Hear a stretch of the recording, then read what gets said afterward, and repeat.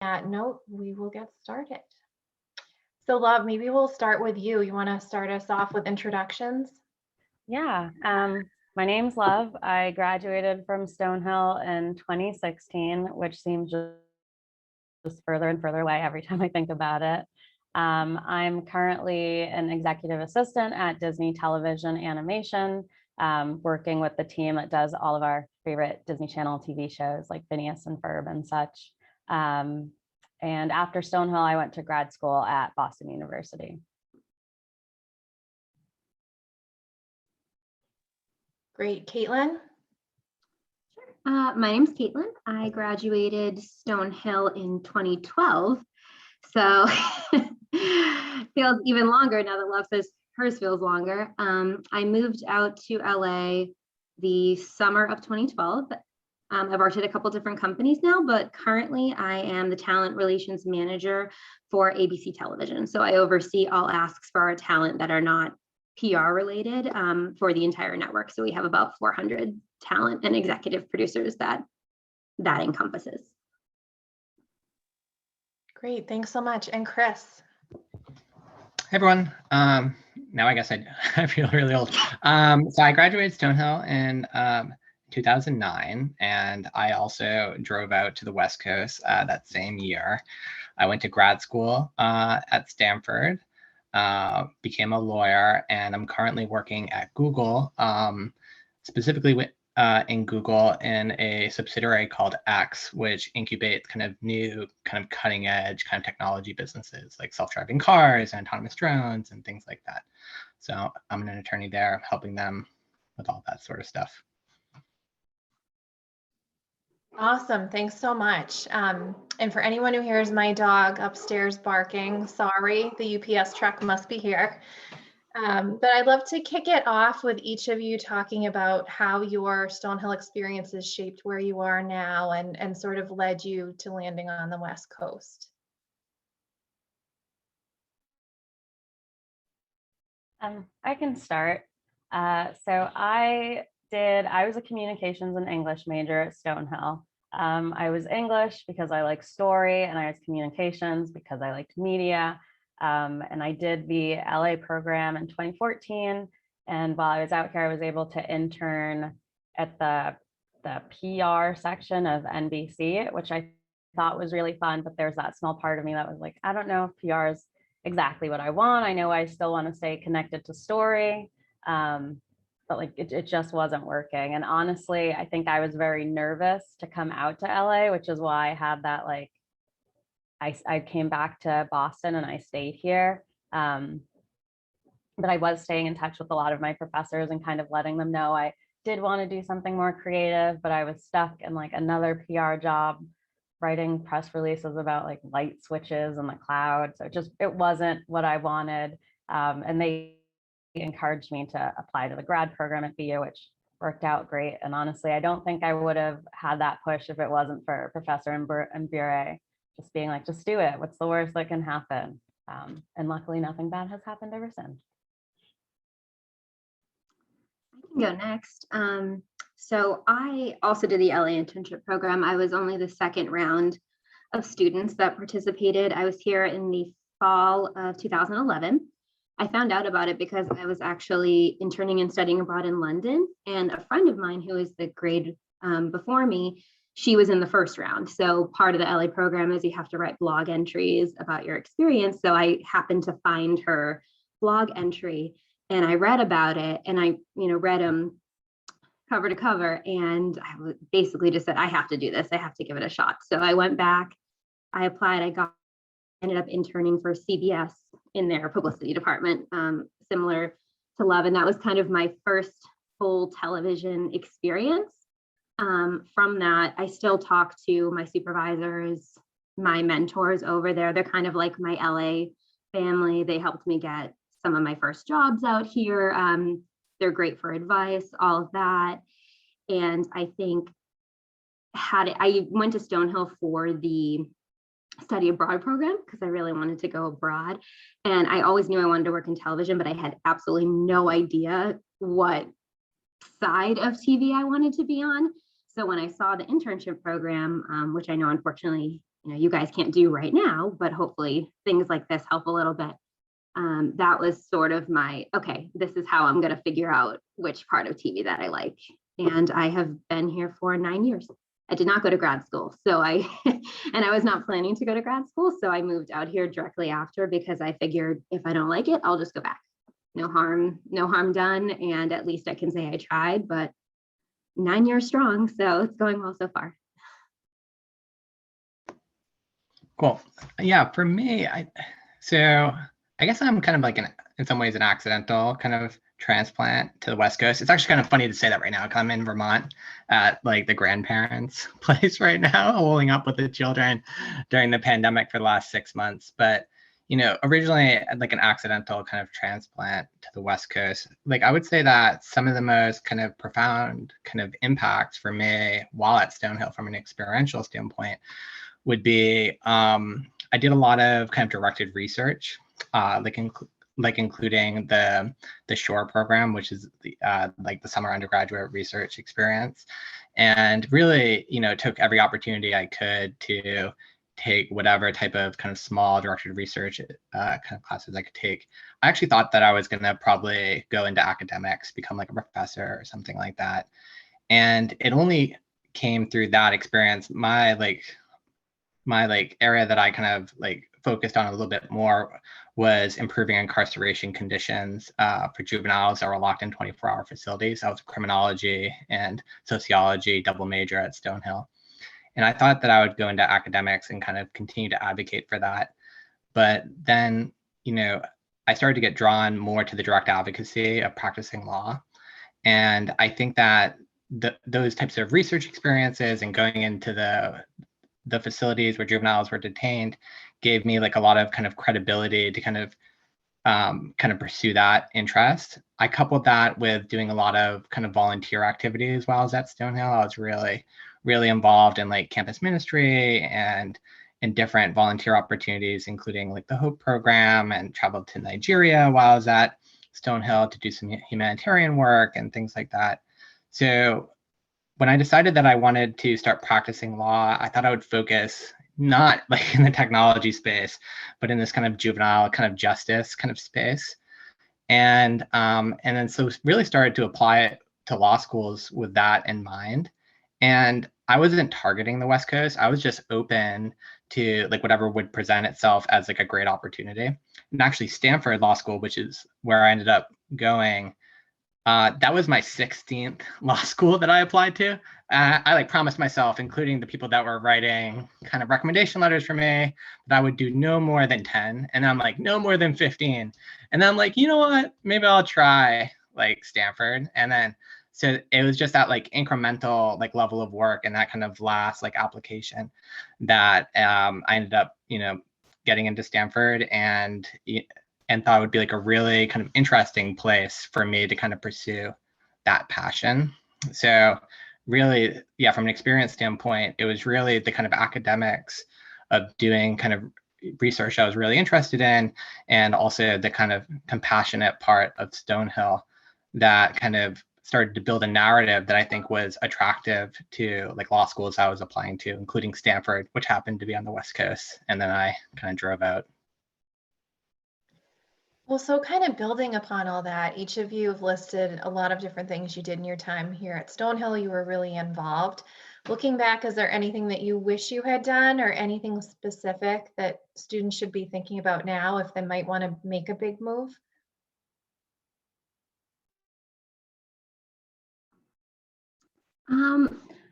I would say internships. Internships were definitely the biggest part of my resume, especially in the field that I'm in.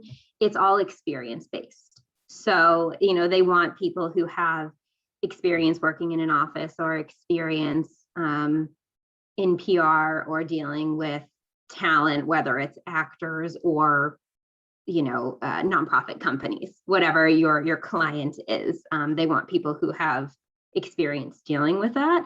And I also think it's important you want to be selective in internships you have, but also understand that a lot of job skills are transferable to other industries. So just because on paper, the title may not seem like, well, I really want to be in PR, but this says this is marketing. a lot of the skills from PR and marketing are transferable between each other. That's for talent relations as well. And being well-rounded and having a full knowledge of other parts of the industry, especially for entertainment, I think is helpful and important and usually reads pretty well on a resume.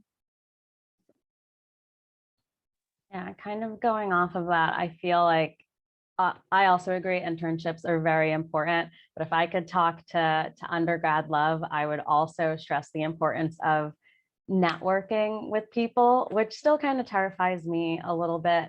But I think during undergrad, you're at a point where everyone is willing to talk to you and teach you things, and everyone loves to talk about themselves. So if you see someone you're interested in talking to on LinkedIn, sending them a message, letting them know you're interested helps. And when you are at internships, to try to not keep yourself in that little bubble of what you're doing and who you work with, and continue spreading out from there. Because the summer I came out to LA for grad school, I was interning at WGBH, found out that one of the other people who worked there was also a Stonehill alum. And because we grabbed coffee, we had lunch together, we made a connection. When it was time for me to come out to LA, she was like, oh, I know someone who worked at Disney Junior. Let me send your resume over. So again, it was one of those times where if I just kind of stayed in my seat and didn't say anything and talk to anyone, I wouldn't have been given the same experiences. Like, I know that is still a terrifying thing to say, to just say to reach out to a stranger and talk to them, but I can guarantee you, like, people love to talk about themselves. So always try and do that when you can. Was that Nicole Love? Yes, it was Nicole. Yeah. I actually also had an informational with her when I was in undergrad, but there were no internships at WGBH opening. So it was like a fun full circle thing. Are you talking about Nicole Velez? Mhm. Yes. So I was a bridesmaid in her wedding. So full circle. She is amazing. I actually, when I came out here, she's one of the people that I met with when I first moved. When she worked I for reached out to Disney. her. Mhm. So there you go, true testament of building connections with Stonehill alums.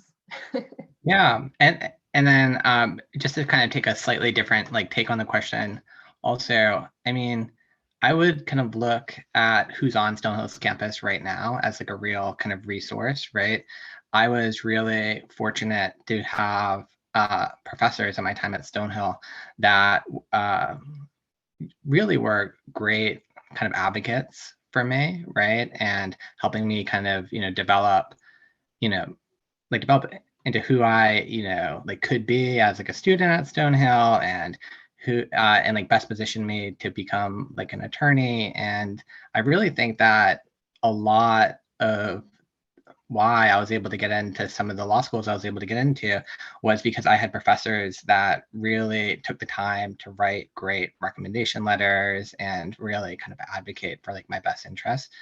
And that has largely been my experience in networking, which I understand can be like non-traditional. It's really wherever I currently am, doing like the best that I can, and making connections. And you just never know kind of how serendipitous like life is, and if you'll be running into those people again. So I think the professors at Stonehill helped get me to Stanford. I think that taking advantage of opportunities, within Stanford got me to my first job, which was with Hewlett Packard. Working at Hewlett Packard, like I worked really closely with some colleagues that recruited me to Google. So it's always been my networking approach, which is, obviously a small sample size, has been really kind of focused on wherever I am at that point. And it's kind of worked out. Yeah, absolutely. And I would even say, not to speak for our alums out in California, but any of them that I've met have just been so welcoming and so excited about talking with our students, because they understand when they were making this big move over to the West Coast, and that it wasn't easy and it was a little bit scary. And so I feel like especially our West Coast alums are really willing to talk and to help. So on that note, making the big move out to the West Coast, are there any special considerations that students should be thinking about, like cost of living, and how were you able to get housing and things like that before you landed? Or did you get the job first and figure it out? How did that all go? So I moved out here without a job. I found out very quickly that because it's such, especially entertainment, is such a competitive environment, you really need kind of a California address on your resume, because if they were to pick someone from, Massachusetts, New Hampshire, et cetera, and then at the last minute they decided not to come, then they have to kind of start the interview process again when they have so many candidates from California, LA, just to begin with. So I think that kind of gives you a leg up. I had my savings. It did take me about 4 months to get a job. When I first moved out here, I worked retail. So, there's no shame in the hustle and trying to do what you have to do. And I got turned down probably from about 2 or 3 jobs. And then within the same week, I got 2 job offers, one from a PR agency, one from Discovery. So I decided to go for Discovery Channel, and then it kind of took off from there. But I definitely think moving out here, I know it's scary, but if you have, the resources and can kind of creatively figure it out, that is something that I would recommend. Like Love said, networking before you get here, I think is a huge deal, because then you can tell people, hey, I'm moving out on this date, would love to grab coffee with you here. Maybe you could take a look at my resume if you have time, and they can kind of give you advice before you even get here. And then LA is massive. It's huge. So also doing research on which areas you want to live in is super important. If you work in Santa Monica, you don't necessarily want to live in Glendale, because that will take you about 2 hours in normal traffic to get there. So also maybe finding someplace central would be a suggestion that I have, just to, at least in the beginning, and then you can always move closer depending on where your job lands. I remember that, lots of traffic. So no matter how close you were, it took you such a long time to get around. Love, what about you? I was able to kind of finagle things a little differently, because I was kind of out here interning and I had student housing to rely on for that first 4 months.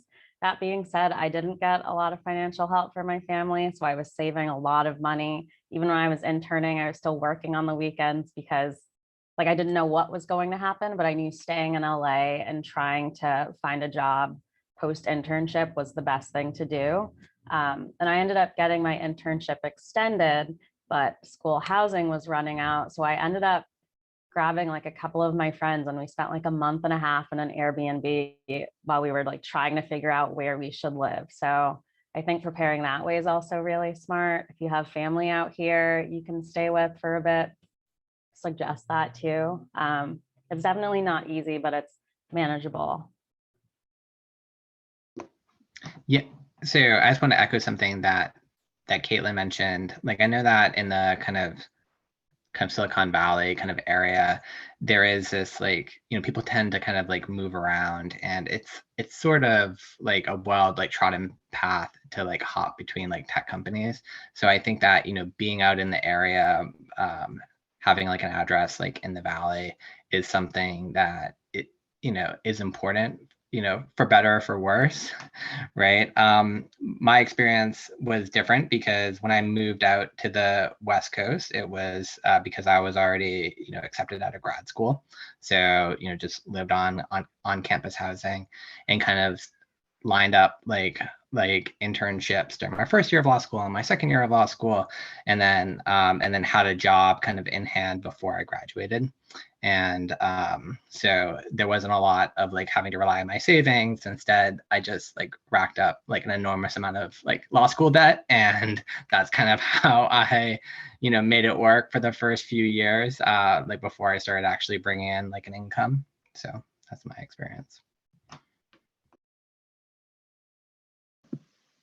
Great. And, I know a few of you have touched on the job search a little bit, but would you want to talk a little bit more maybe about how you got started, and different resources that students can be using to make that jump? Because it's overwhelming enough when they're here and they're looking for something a half hour away, and can maybe go take a tour of the company. And, of course, things are so virtual right now. So what does that look like, and what is some advice that you would have for students through the job search? and the internship search, because I know at least two of you have been through that.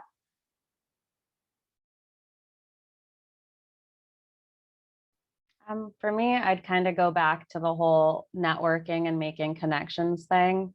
I know I would reach out to people who their position or their department didn't even have any job openings, but getting to get to know them, know what they do has been helpful because, a couple months later, they'd say, hey, here's this position. Are you interested in it? And I think I've done it with a couple of Stonehill students who they reached out to me a year ago. Then when we had our internship opening, I was like, I remember speaking to you. You said you were interested in this.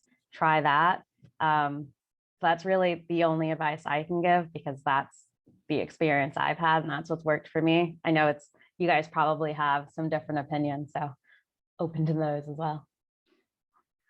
I think especially now in the days of social media and all of that, LinkedIn was not as huge of a thing when I was moving out here. I know it's a really big way to connect with people now.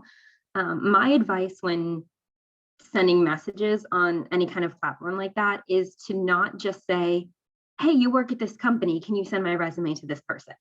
People don't really respond favorably to that kind of directness. I think if you give a little bit more background on yourself, like, I've always been interested in this company, I really want to end up here.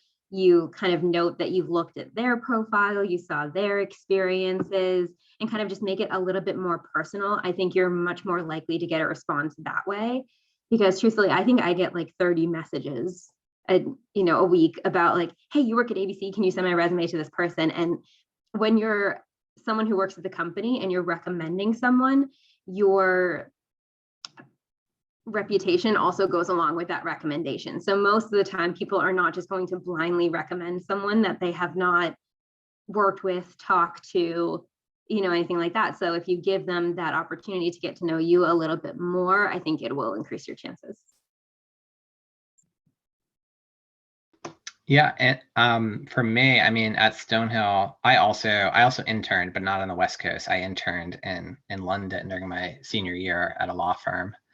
But I was able to get that internship through the formal like career development office like at Stonehill. And when I was at Stanford, was able to kind of land my first job out of law school through that kind of career development kind of office. And I have found both the staff, both at Stonehill and Stanford, to be, great resources for the kind of markets I was looking in, right? So that's the only thing that that I would add is, try to tap into those resources.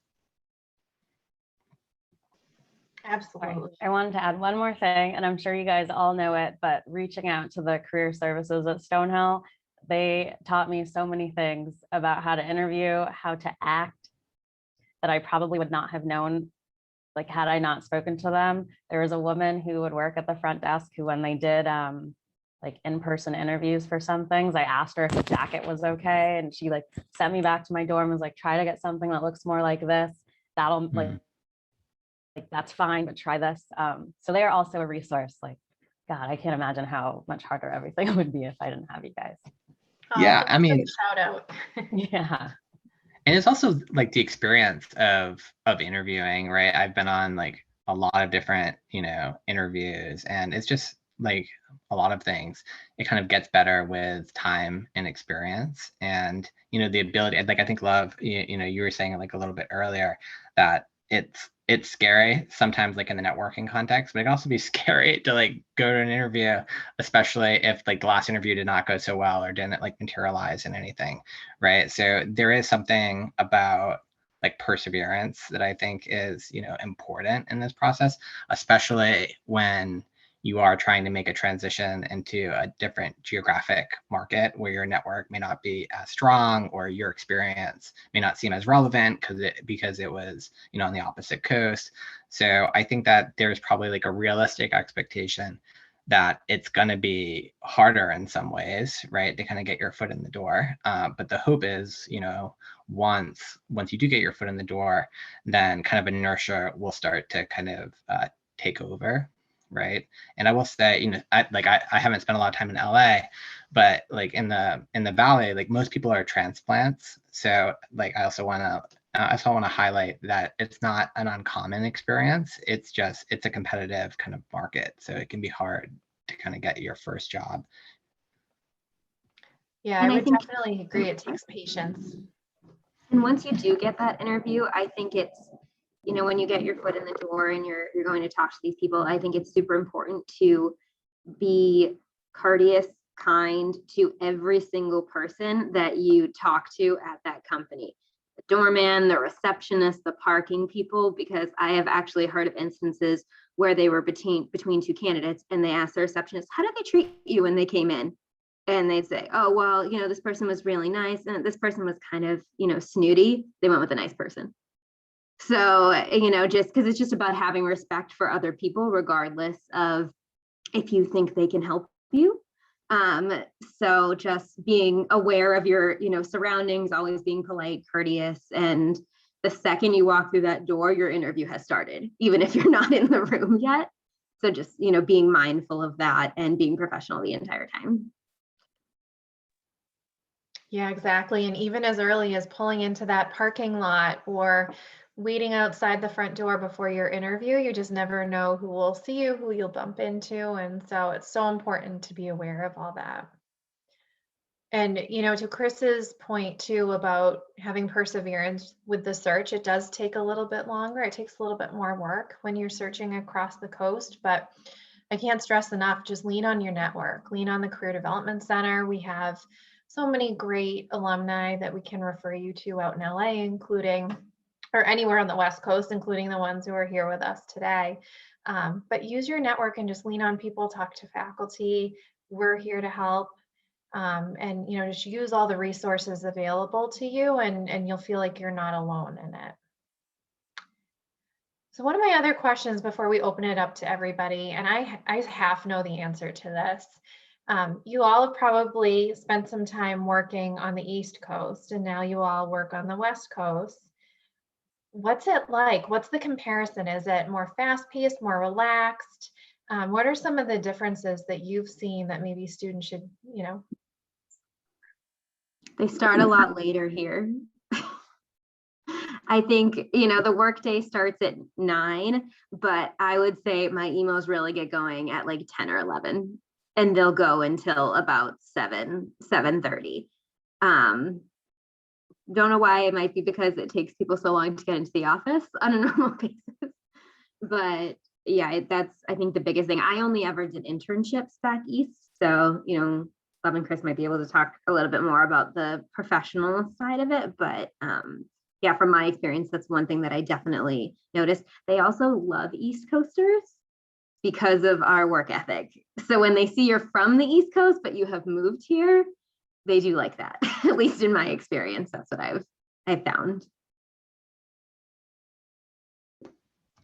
There's definitely an intensity in the kind of Silicon Valley area that that I have discovered or been surprised by.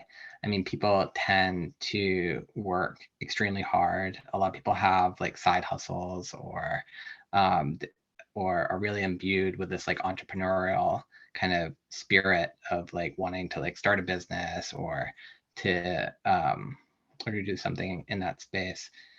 At the same time, with like this demeanor that everything is kind of easy or kind of calm and collected, right? Like I think that like an expression that I've heard before is like it's a duckling like experience where everything kind of looks cool and kind of calm on the surface, but then you're kind of kicking your legs kind of feverishly under the water. Like that is something that I've seen kind of in the West Coast kind of culture, at least in the Valley. And so I think that it would be, people are looking more towards the San Francisco kind of area. Like it can be a bit of a kind of culture shock, but if you're one that is entrepreneurially inclined and kind of willing to have like a really strong like work work ethic, it's a place that you can fit into pretty easily. Yeah, I agree with Caitlin on everyone really loving East Coasters because we work very hard. And for like LA natives, California natives, I don't know what it is. They do kind of take their time to get things started. In terms of like how different things are working on the East Coast to here, I think, I don't know, before I worked at MGH and I worked at a tech PR company, and here I'm in animation. So I feel like that industry jump in general, I can't compare it to anything else because these are people who, while they have their egos and there's this weird hierarchy with things, at the end of the day, they're talking about making cartoons. So they're generally pretty pleasant. I have friends who are at agencies and other networks where everything is just kind of more of a nightmare a little bit. Not to discourage any of you who are interested in that side of things. It's just definitely a little bit more fast paced, less kind of, you can always reach out to me if you want more info on that side of things. But for animation wise, it's a fun transition and everyone's kind of like really ready to always get going. If that makes sense. Yeah. Oh, go ahead. I was going to add one more thing, which is that, I mean, especially in the Silicon Valley area, I mean, failure is almost like, it's almost like a badge of acceptance. I mean, everyone that you've like talked to, or I feel like I've talked to, has like been a part of like a handful of like startups that have like failed, and they're, and they're picking themselves back up and, trying again. And so I also think that, talking about like a little bit earlier about how it can be like challenging to get your foot in the door, that's like a common like experience that resonates, with people.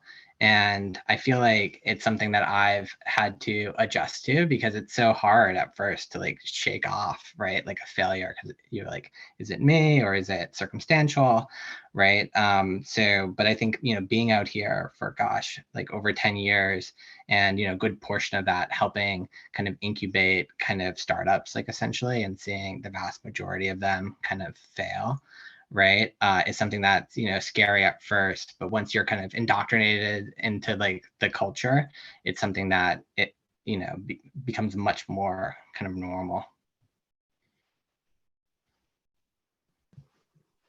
Great. Yeah, I do think just from, seeing students go out there and seeing grads go out there, I think there definitely is a different feel.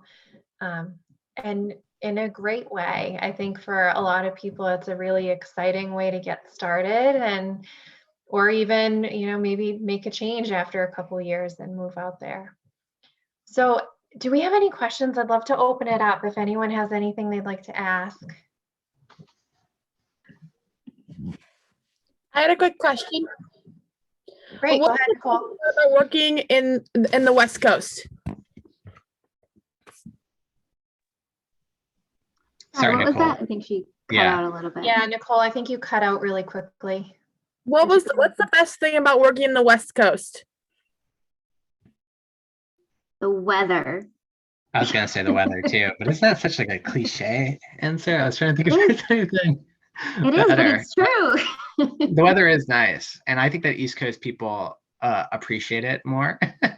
Yeah. It's just so nice not to have to do kind of contingency plan. I'm like looking at like my Vermont window right now, and it's kind of like a wintry mix of like sleet, and it's not anything that I really experienced in Northern Cal. Yeah, that part's definitely nice. And I think especially, for the industry that I'm in, New York, LA, kind of Georgia for a while, but I don't know how many productions are there anymore. But like LA, I mean, Hollywood, television, entertainment capital of the world. So for me, in terms of, I knew I wouldn't have those same experiences back in Boston. I knew that if I wanted to be a part of this industry, I would either have to go to New York or LA. And I love visiting New York, but I'm not really like a New Yorker at heart. I like, that LA is a spread out city where I can have a car and drive places and there's greenery and all of that. But yeah, I think that's the biggest part, is just all the opportunities that there are. And there's so many networks, especially with all the streaming services that are popping up now. Like, I feel like there's just so many job opportunities out here, even if you can't get exactly what you want, you can maybe get a sidestep and then work your way towards what your ultimate goal is. Yeah, I mean, I also agree. The weather is fantastic. I can't ever complain about that. Also, just in general, when it comes to living, I feel like California in general is a really big place. So, you know, with working from home, as much as that's not ideal, I've had the chance to just go to San Diego for a week and work from there and look at the seals every so often. So like, there's a bit of everything here that I've really come to love. Yeah, I think one of the nicest advantages to California in general are all of the outdoor spaces, even when you're in a city. So do you want to talk a little bit about that? Because I think that that's what makes these cities unique out there. Yeah, I mean, within an hour, you could be at the beach or in the mountains. And, you know, if you're a snowbird and you want to ski, you can go to Big Bear. If you like the desert, you can go to Joshua Tree. If you like, you know, the ocean, you go to San Diego. You like wine, you go to Santa Barbara. So it's just, you know, there's all these different kind of sub communities that are all within, you know, 2-4 hours. Basically, you know, if you're in Massachusetts, you'd be in a different state. They feel completely different from Los Angeles, and I'm assuming, you know, the San Francisco Bay Area as well. So that's nice because you don't necessarily even have to leave your state to experience all different types of nature and scenery. If you want a change of scenery, you can do it within a few hours. So. Thank you. That was very helpful. I think you've done a good job selling it. Anybody else have questions? I have a question. Great, go ahead. So you guys kind of touched on it a little bit, but how did you know, or how did you make the transition between your kind of workplaces, like going from PR to working in animation, or like any of those transitions? Because I recently, like, I've had internships in social media marketing, but I'm also a creative writing minor, and I'm kind of wanting to get interested in publishing. So I'm wondering how you kind of made that switch. That's a great question. That is a really good question, because now that I'm thinking about it, it feels a little bit kind of like I fell into it. But I know for me, I hit that point working in PR that I felt like it wasn't giving me what I wanted or what I was looking for. And I kind of took a step back and I was like, 5 years from now, do I still want to be doing this? It's not really for me. And so when I made the decision to go to grad school, I'm a big time planner. So when I went in, I was like, let's see what kind of TV I'd like to get interested in. I knew it was children's. And then from there, I just kept getting as much information as I could. And I think interning also helped me realize that this was something I loved. But honestly, I feel like if you're going from social media marketing to being interested in creative writing, kind of like what Caitlin said, those are all just things that make you more well-rounded. Like, I think if you keep alternating between the two, I don't think that will hurt you. But also, I've only been working for 3 years, but I haven't heard that not working. Mine was kind of similar. So I started in PR as well. And when I started looking for my next job, because there wasn't growth potential where I was, I realized that I also was not a huge fan of the PR side of it, but I kind of made a list of which parts of my job I did like. And so that's when I ended up working for Fox Television afterwards. And that's when I switched over to talent relations, which is kind of, it's very similar to PR, except we all work with the talent, we all work with the actors, but all of our asks, they're not press related. So if ad sales wants them to come to an event, we get them there. If we have a charity ask, I handle all the Make-A-Wish requests for, I did it for Fox, I do it for ABC as well. Any requests for our actors that are not specific to publicity come through us. And I always liked that because I liked interacting with the talent. I liked planning events and all that, but I hated dealing with reporters. I did not like dealing with reporters. So I found which aspects of it I liked, and then sort of found a job within the industry that I felt would best fit those, you know, aspects. And now I've been working in talent relations for 6 years. So Yeah, my first job out of law school was I was a supply chain attorney for Hewlett Packard. So I was like working in like the Asia, kind of Pacific Japan kind of region with outsourced kind of manufacturers. And in some ways, in my own like little bubble, it seemed like a big shift from doing that to helping like startups like in the green energy space or self-driving cars or autonomous drones, right? Even though both kind of within kind of like the legal field, it seemed like quite different from each other, only in the broadest sense, kind of both in the technology space. But like I think when I sat down and kind of thought about some of the core kind of competencies and skills that were required in like the supply chain context, I actually saw a lot of overlap, right? And I was able to kind of lean in and kind of emphasize where I had developed those like skills, right, in like an adjacent area. And when there were gaps, right, I was transparent with it, but also excited, right? I've only been working for like 10 years now, and then so when I made the transition to Google, it was like 5 years ago, and I was excited to explore like a new area, right? So I had this like core competency, but also like a willingness and an excitement to grow. And for a lot of teams that are hiring kind of more junior people, they do it in part for some experiential like skill set, but it's also to like infuse like a sense of like optimism and excitement onto the team. So so just go in knowing that it may not be like, you may not have like the direct experience, but for certain teams, like if you have some core competencies and an excitement to grow into a role, right, that's actually what they're kind of looking for. Yeah, absolutely. And focusing on your transferable skills. If you've done work in social media and marketing and you also have this interest in creative writing, there actually is so many commonalities between the two. So looking at opportunities you might be interested in and looking what you have at the skills that you have and really highlighting those, that will help you to make a transition. Yeah, and the other thing I would say is that like the hard skills, like in some ways it's easy to kind of sit down and think about all of like the linear skills that you can like that you can collect over your kind of educational and kind of career experience, right? Like this is what I majored in, and this is how it went into like my grad school, and this is how I went into my first job. And you can kind of draw that linear path, and you can do it nicely. You can create a narrative around it. But one of the experiences that I've had is that like skills that have really nothing to do with like my day-to-day job have also been impactful in meaningful ways. So I mean, starting like I mentioned at Stonehill, I did like a ton of volunteer like opportunities with like Hope and like things like that.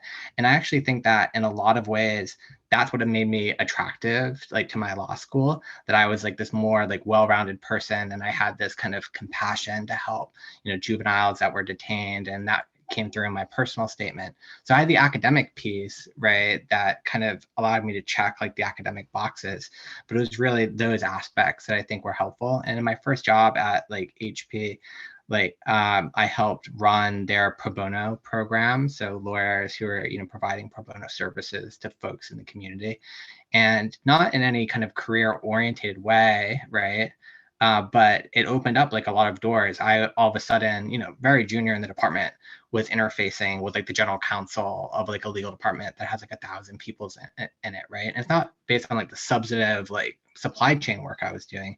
It was based on all of this kind of pro bono work that I was doing in the community. And so I was interacting with him and his direct reports, and started to get to know a lot of people kind of in that kind of sphere, right? So I would also say that there are like core skills, there are adjacent skills, and then there's just like surprising kind of interconnections that you can't quite work out. Maybe you enjoy biking, and that's how you meet someone in like a cycling club, and then they think of you when there's a job opportunity, right? So I also wouldn't I guess what I'm trying to say is I wouldn't over constrain the way that you think about how these opportunities unfold, because life is like, at least in my experience, has been pretty unpredictable. And I guess going back to like an earlier question, I mean, that's what I would tell like Stonehill Chris, that not everything can be planned, right? When you're picking a major, because you never know where these connections are going to happen, and don't over constrain yourself.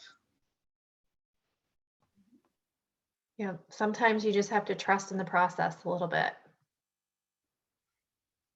That was a great question, Hannah. Anybody else? I had a question about like in general, like adapting to post-grad life. Like, was there anything like you reached out to resource wise, or like anything you did to like just like get used to not being like a college student anymore?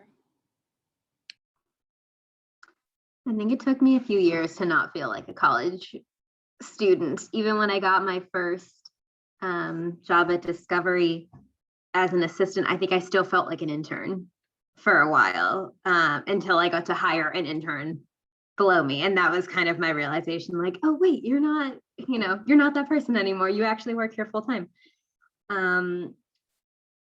Yeah, I think it's just, especially when you're thrown into an environment like this, where you kind of have to adapt and you have to find ways to push and make things happen for yourself.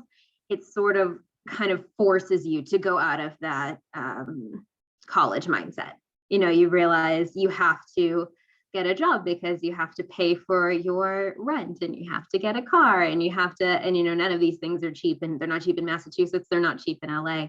So I think for me, that was I had savings going out to LA, thankfully, but those do go pretty quickly. So it's also about, I feel like you kind of have to flip that switch pretty quickly in order to make sure that you're putting yourself in the best position for success. I'm not sure if there's anything that really kind of made me realize that I, wasn't a college student anymore. I think I just realized that I had a lot of adult responsibilities now, and I just had to start planning for the future instead of, what courses am I going to take next semester, or where do I want to spend my summer? It's like, okay, well, where do I want my career to be in 5 to 10 years, and start planning for that instead.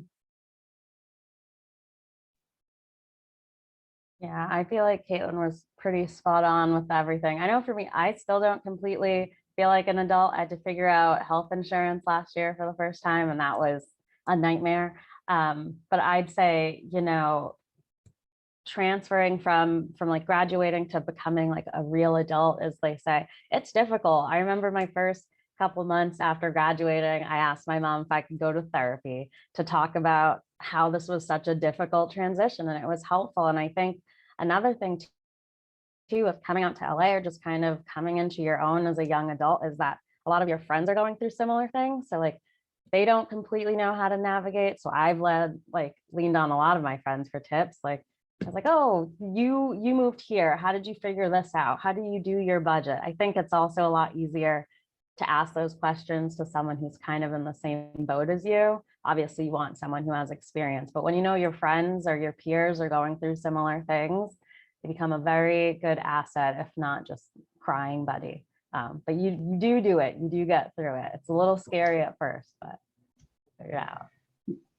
Yeah. My experience has been that I've seen this in a lot of people. A lot of people struggle with imposter syndrome, right? It's something that I've, struggled with, and it manifests itself in all of these, ways, right? Where it's like, well, I'm essentially just like still a college student, but they've like entrusted me with this responsibility, right? That I'm not like prepared for, right? Like I have 2 kids now who are like waking up from their naps, and like all of a sudden I'm like a parent, right? It's like this like imposter like syndrome, like what has like prepared me to like be a parent, or to be an attorney helping startup companies.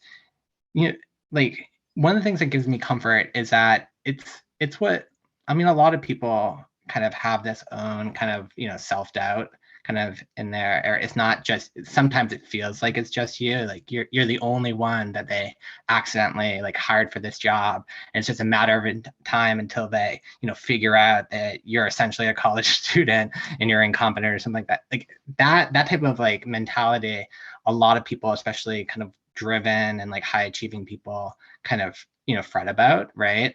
And including myself. And one of the things that has given me comfort is just coming to that like realization that there will always be this little voice, right, that says you're still, like you don't fully like belong like here, right? But knowing that's completely natural, and just kind of accepting it, and realizing that's probably one of the things that drives you to be better, right? So I'm probably going to age myself with this, but there's a Parks and Rec quote about this. You guys know what I'm talking about?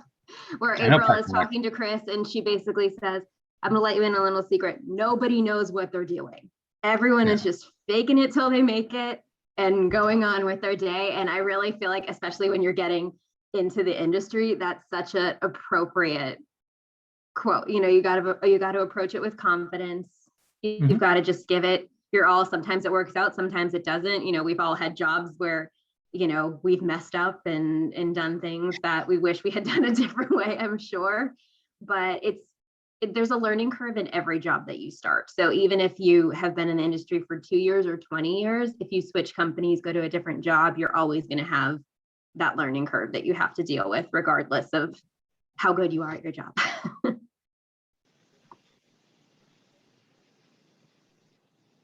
Thank you. Well, I know you all have busy days and you're going to be getting back to work soon. And I know some students are off to class. So just to wrap it up, are there any final pieces of advice that we've missed today that you wanted to offer before we leave? I think, your first job is not a job.